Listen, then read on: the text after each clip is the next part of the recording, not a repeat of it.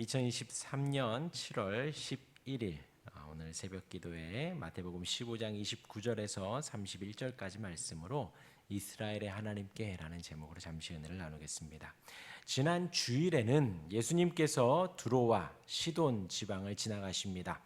거기서 가나안 여인을 만나십니다. 예수님께서 이 가나안 여인을 전체적으로 보면 한 시험하신 것으로 테스트하신 것으로 생각되어집니다. 이 여인은 성경을 알아서 주님을 고백을 했고 성경의 내용을 알아 앞에 있는 예수님이 다윗의 자손임을 정확하게 고백했습니다. 그러기에 이 여인은 주님이라고 외칠 수 있었고 경배하며 무릎을 꿇고 고백할 수 있었습니다. 예수님이 무시를 해도 예수님이 듣지 않아도 개라고 하여도 또 제자들이 무시를 해도 전혀 개의치 않고 머리를 숙이며 메시아임을 유일하신 하나님임을 알았기 때문에 그렇게 했다라는 것이죠. 저와 여러분도 마찬가지입니다. 이 여인뿐만이 아니지요. 만약에 내 앞에 하나님이 계시다면 우리의 자존심을 세울 필요가 뭐가 있겠습니까? 하나님이 내 앞에 계시다면 내가 체면을 차릴 이유가 뭐가 있겠습니까? 바닥이 진흙탕이든 물이든 무릎을 꿇고 머리를 숙일 수 있겠지요. 그렇게 고백하는 여인을 향하여서 개도 주인의 상에 떨어지는 부스러기를 먹나이다. 이 여인이 이렇게 고백을 했죠. 그렇게 고백을 하는 여인을 향해서 예수님은 내 믿음이 크도다 하면서 칭찬을 하셨습니다. 어떻게 보면 예수님이 시험하신 것 맞는 것 같습니다. 우리가 알듯이 그 믿음조차 하나님이 주신 것이라고 우리가 고백하기 때문에 예수님의 이 시험은 매우 행복한 시험으로 보여집니다. 그 말씀이 우리에게도 도전이 됩니다. 성경을 보며 메시아를 발견할 수 있기를, 신구약 성경을 보며 다윗의 자손이여 이 여인이 고백했던 것처럼 저와 여러분들도 고백할 수 있기를 바랍니다. 그 주님을 발견했을 때에 우리의 자존심, 우리의 체면은 언제든 버릴 수 있습니다. 그런 큰 믿음을 소유할 수 있으시기를 주님의 이름으로 축원합니다. 이 큰 믿음의 가나안 여인, 그리고 이제 이 복음이 더욱더 확장되어져 갑니다. 예수님 다시 산에 가셔서 복음을 전하시는데 그곳에서도 이방 사람들이 모입니다. 그들을 다 고쳐주시는 오늘 본문의 말씀을 잠시 한 절씩 살펴보겠습니다. 29절을 보면요, 예수께서 거기서 떠나사 갈릴리 호숫가에 이르러 산에 올라가 거기 앉으시니 했습니다. 마가복음의 기록에 보면요, 같은 비슷한 평행 구절이 두로와 시돈을 나와서 대가볼리를 통과하여 갈릴리 호숫가에 이르렀다라고 합니다. 이곳 갈릴리, 지금 말하는 이 호숫가는 갈릴리 호수 동편 해변의 이방 지역으로 사료되어집니다.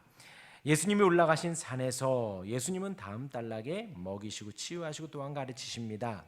주님이 함께 하시는 복된 산, 주님의 가르침과 치유가 있는 축복의 산, 다음 단락에서 3일 동안 머물렀기에 오늘 본문에는 앉으시고 다음에 치유하셨다라고 나와 있지만 우리는 추측하기를 3일 동안 그 산에서 모인 무리들에게 천국을 가르치시고 복음을 가르치시고 또한 치유하시고 고쳐주셨다라고 우리가 생각을 할 수가 있지요.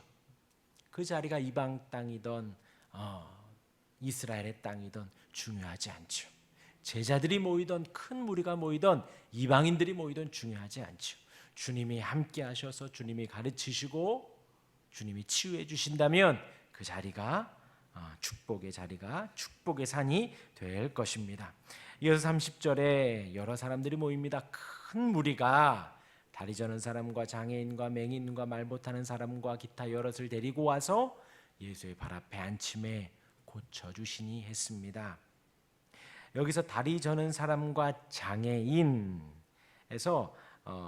이 단어가 다리 저는 사람, 다리 장애인, 또한 다리 저는 사람, 장애인 이렇게 되어 있는데 이 마태에서는 해석하기를 다리 저는 사람과 장애인으로 했는데, 그래서 이 장애인이라는 단어에는 손이 불편한 사람, 팔이 불편한 사람, 다리가 불편한 사람 모두를 다 통칭하는 단어라고 합니다. 그래서 다리 저는 사람과 장애인을 구분했기 때문에 여기에서는 다리가 불편하신 분, 또 팔과 손이 불편하신 분 이렇게 볼 수 있다라는 것이죠. 그러기에 이 사람들 무리들이 다리 저는 사람, 장애인을 데리고 오고 또 맹인과 말 못하는 사람, 기타 여럿을 데리고 왔다. 큰 무리가 소문을 듣고 이렇게 몸이 아픈 사람을 데리고 왔다라는 것이죠. 그런데 지금 이 지역이 어디라고요? 이방 지역. 그러니까 이미 복음이, 예수님에 대한 소문이 계속해서 퍼져갔다라는 것입니다. 그렇게 많은 사람들이 와서 예수님 발 앞에 앉힘에 그다음 뭐라고요? 고쳐 주시니. 14장 마지막에서도 그렇습니다. 예수님 앞에 나온 모든 사람들을 예수님 고쳐 주셨습니다. 마찬가지로 이 갈릴리 호숫가 산에 이른 모든 사람들도 예수님이 고쳐 주십니다. 그 마음 중심에는 예수님의 긍휼히 여기심이 있다 말씀드렸죠. 불쌍히 여기심이 있다 말씀을 드렸습니다. 방금 전에 가나안 여인을 향하여서 믿음이 크다 칭찬하셨죠. 이 여인은 예수님으로부터 큰 믿음이라고 칭찬을 받았습니다. 성경을 통해서 예수님을 정확히 알았고 또 그 메시아를 향하여서 무릎을 꿇고 소리를 지르며 신앙을 고백했습니다. 그런데 지금 여기에서의 큰 무리, 또 14장 마지막 단락에서의 많은 사람들이 모였을 때 그들은 소문을 듣고 모인 사람들입니다. 곧 예수님을 정확히 안다라고 단정할 수는 없지요. 다만 예수님 앞에 가면 고쳐진다더라, 예수님 앞에 가면 치유가 된다더라 라는 뜬 소문이던 정확하지 않은 소문이던 예수님 앞에 모였을 때에 어느 누구나 주께 나오라 했듯이 우리 주님 그 모든 이들을 긍휼히 여기시고 불쌍히 여기셔서 고쳐주시고 온전케 해 주셨다는 것입니다. 이곳에서 손과 팔, 다리에 불편한 사람을 꼭 집어서, 그러니까 아까 제가 말씀드렸죠, 다리 저는 사람과 장애인을 다리 불편한 사람, 또 손이 불편한 사람 이렇게 볼 수 있다 말씀을 드렸습니다. 원어상으로는 그렇게 해석이 된다는 거예요. 오늘 마태도 구분을 했듯이 그러하다라는 것입니다. 그렇게 언급을 한 것은 우리 18장 8절에 보면 이렇게 나와 있습니다. 제가 읽어드리겠습니다. 만일 내 손이나 내 발이 너를 범죄하게 하거든 찍어내버리라. 장애인이나 다리 저는 자로 영생에 들어가는 것이 두 손과 두 발을 가지고 영원한 물에 던져지는 것보다 나으니라. 예수님이 이렇게 비유하시고 설명하셨어요. 여러분, 이 땅에서 우리가 가장 크게 가치로 여기는 것이 무엇이죠? 건강입니다. 건강. 건강 잃으면 아무리 많은 재물 권력을 가진다 해도 아무 소용이 없지요. 그런데 예수님 말씀하시기를 내 손이나 내 발이 너로 범죄하게 한다면, 하나님을 등지게 한다면, 하나님을 떠나게 한다면 차라리 손과 발이 아픈 게 낫다는 거예요. 없는 게 낫다라는 것입니다. 손과 발이 없이 천국 가는 것이 낫지 온몸이 건강하고 손과 발이 튼튼하면서 지옥에 가는 것보다 훨씬 낫다라는 거예요. 오늘 읽은 우리 15장 30절에 다리 저는 사람, 장애인 이렇게 언급을 하면서 18장 8절에 약간의 예고편으로 우리가 알 수 있습니다. 이어서 31절에 보면요, 본절인 예수님의 긍휼히 여기심 치유하심의 결과를 말합니다. 그런 예수님의 기적들을 보고 무리들, 제자들이 놀라운 반응을 합니다. 이 문구에서 예수님께서 메시아로 이스라엘 대상으로 이사야서 35장 5절 6절의 약속을 성취하셨다라는 사실을 알 수 있습니다. 오늘 본문 말씀 읽어드리면요, 말 못하는 사람이 말하고 장애인이 온전하게 되고 다리 저는 사람이 걸으며 맹인이 보는 것을 무리가 보고 놀랍게 여겨 이스라엘의 하나님께 영광을 돌리니라.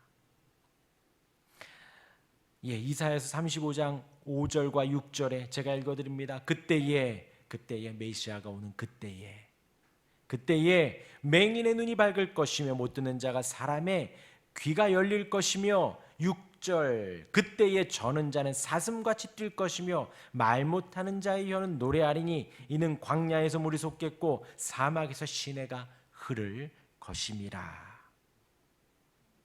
이사야가 예언을 했다라는 것이죠. 그때가 바로 이때라는 것입니다.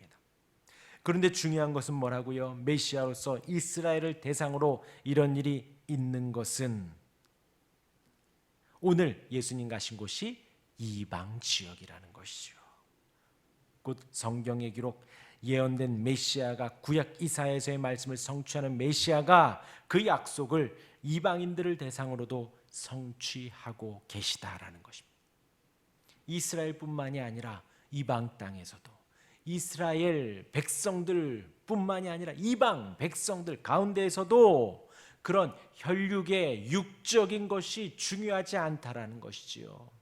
지역을 넘어 혈통을 넘어 그 구약의 말씀이 이사야서의 예언이 성취되고 있다라는 것입니다. 그러기에 31절에 하반절에 무리가 보고 놀랍게 여겨 이스라엘의 하나님께 영광을 돌리니라. 이 문구가 더 의미가 있는 거예요.